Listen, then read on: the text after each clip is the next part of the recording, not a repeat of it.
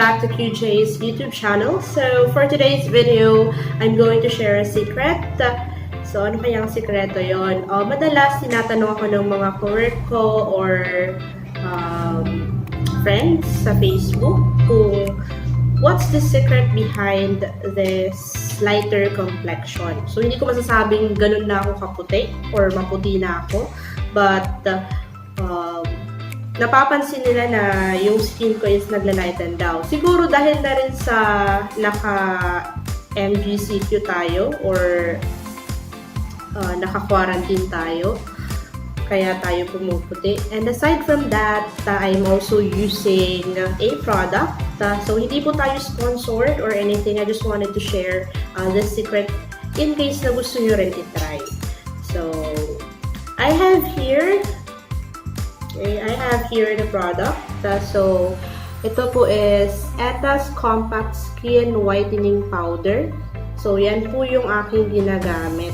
Mabibili nyo po siya sa LCC department stores. Okay. So far, dun lang ako nakakabili nito. Okay. So, I'm going to show you kung paano siya gamitin.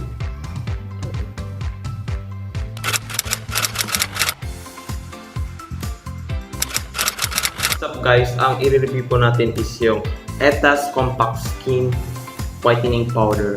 See that? Yan po. Tapos, kailangan nyo po dito is yung mixing solution. Yan. Po. Tapos, yung hydrogen peroxide. Okay guys, so to use this product, syempre, we will be needing the mixing solution. Okay, so this is the mixing solution, which is 10 volumes. Okay, recommended po talaga siya for the Etas Compact Skin Whitening Powder. So, if wala kayong mabili nitong mixing solution nito, you can also try or buy hydrogen peroxide. Okay, that's also 10 volumes. So, don't use the 20 volumes kasi masyado na siyang matapang for our skin.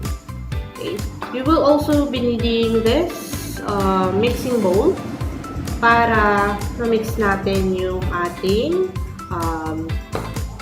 Etas powder and syempre ito.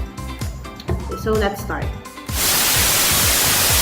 Here's the procedure for the preparation ng ating mixture. For the face, you can put 1 tablespoon full of Etas Compact Skin Whitening powder in a bowl. Pero ako usually yung ginagawa ko, dinadagdagan ko na siya ng isa pa para kasama na rin yung sa katawan.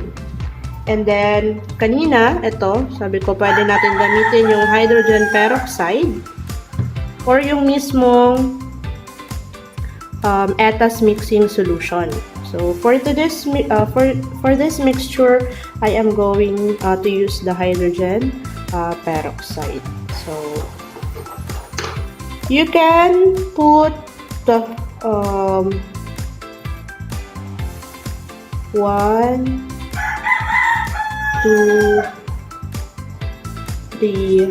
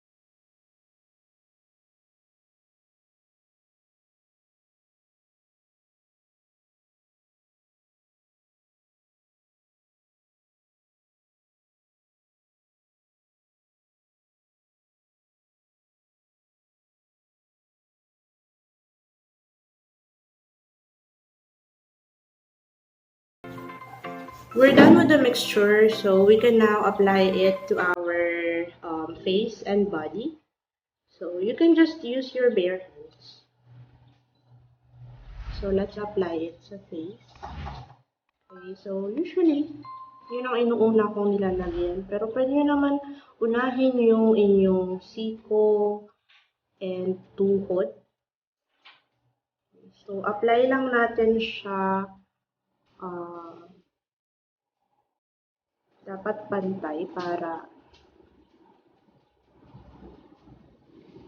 usually ito rin yung ginagamit ng mga iba. Okay, so let's make sure na hindi siya mapunta sa ating eyes.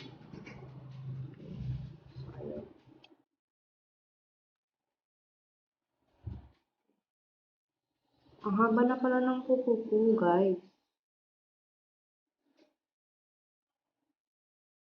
So, as you can see, naka-lipstick ako. Sayang naman kasi yung lipstick at hindi naman siya nagagamit. Ay,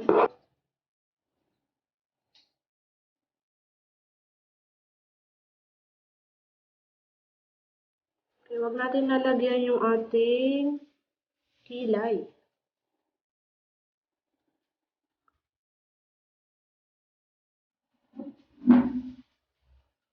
Hindi ko makita. Ano ba yan? Sa screen talaga ako nakatingin kasi hindi ko matansya yung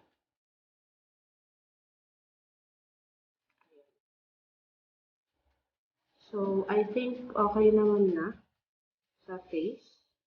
Okay, pwede rin naman natin paabot dito sa ating tenga para pantay naman siya. Hindi yung nakamaskara tayo guys kapag ka makikita sa picture. So, kailangan din natin lagyan yung ating neck. Okay. Kasi, usually, yung mga kamalian ng iba, kapag ka lalagay sila ng pampaputi, hindi nila nilalagyan yung kanilang leeg. Hindi pumapantay yung kulay sa mukha, pati sa leeg. So, if you feel na nagtatighten na yung face natin or yung ano natin sa skin, okay, it's a part. Okay, so, I am actually putting it na dito sa aking hands. Okay, so, spread lang natin siya until malagyan lahat. Kasi usually ito yung naka-expose sa sunlight. Kailangan lagyan natin siya. So, dito rin. Okay, kung sa bahay kayo, pwede rin naman kayo maglagay nito while nasa loob kayo ng bathroom niyo. For comfortable.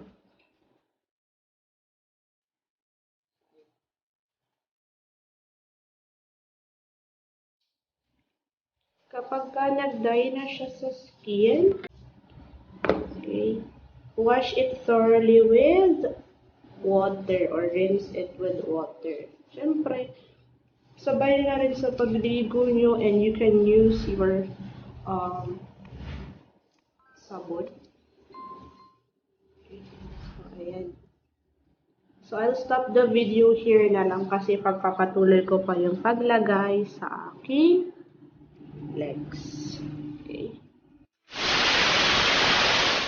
Nga pala, if you have open wounds, okay, if you have open wounds, huwag niyo po siyang directly ilagay doon or lipasan niyo na lang para po hindi niyo ma-feel yung hapde. Kasi nga, hydrogen peroxide yung ating mixture. So, ayan. Okay, leave it na lang.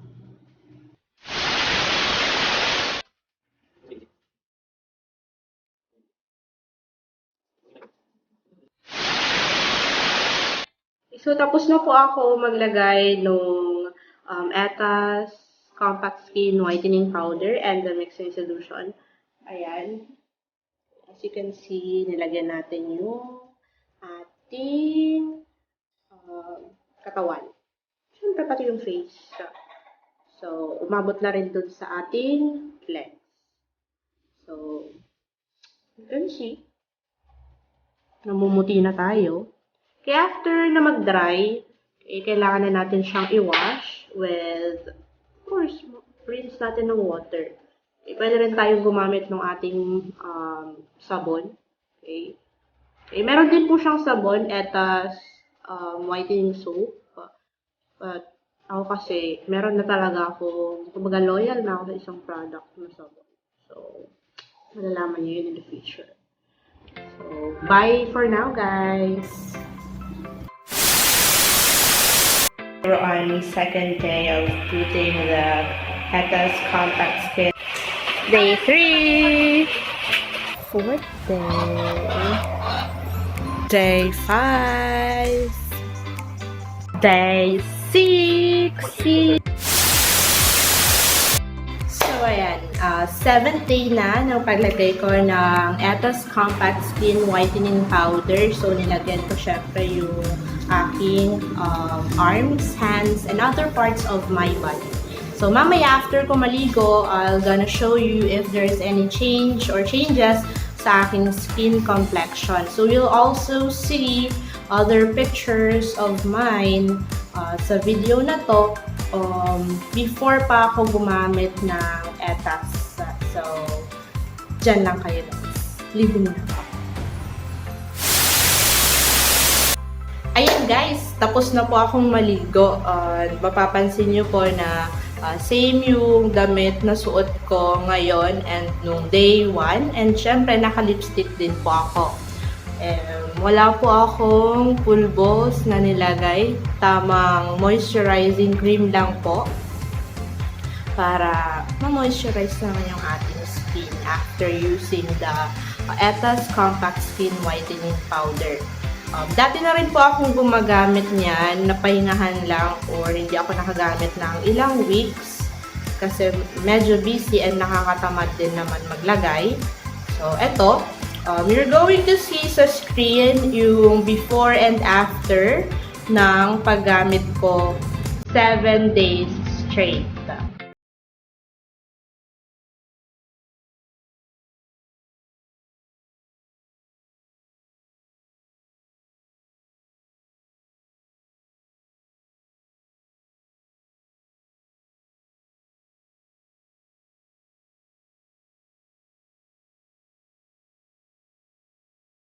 Magbabago na nag-lighter naman talaga yung skin ko and you can also see it in this video. Pala, just wanted to give you some tips before using this Etas Compact Skin Whitening Powder, mixing it with the hydrogen peroxide. Mag-test na muna po kayo sa skin nyo before using it. Kapag na-irritate po or nagkaroon ng reaction, better na huwag na po kayong gumamit. But for me, since I've been using it naman for several months na, and then patigil-tigil naman, wala naman po siyang reactions sa skin ko. Which is, okay po siya. And then, dati na po yung mga pimples ko and dark spots sa face ko. Yung iba naglighten na rin dahil sa paggamit ko nitong Etas Compact Skin Whitening Powder. So, meron pong naiwan or natira na isa pang pack. So, naubos ko yung isa nito in just 7 days. And then, dalawang bote ng hydrogen peroxide yung nagamit ko sa buong week. Makikita nyo po yung price nito sa unang part ng video na to kung magkano. And syempre, mura lang naman po yung price niya and abot kaya kung gusto nyo pong itry. So, kung nagustuhan nyo po itong video na to, you can of course like and I would like to invite everybody to subscribe on my YouTube channel and click the bell para ma-notify kayo or ma-update kayo ng mga susunod kong video. So, thank you so much for watching and take care!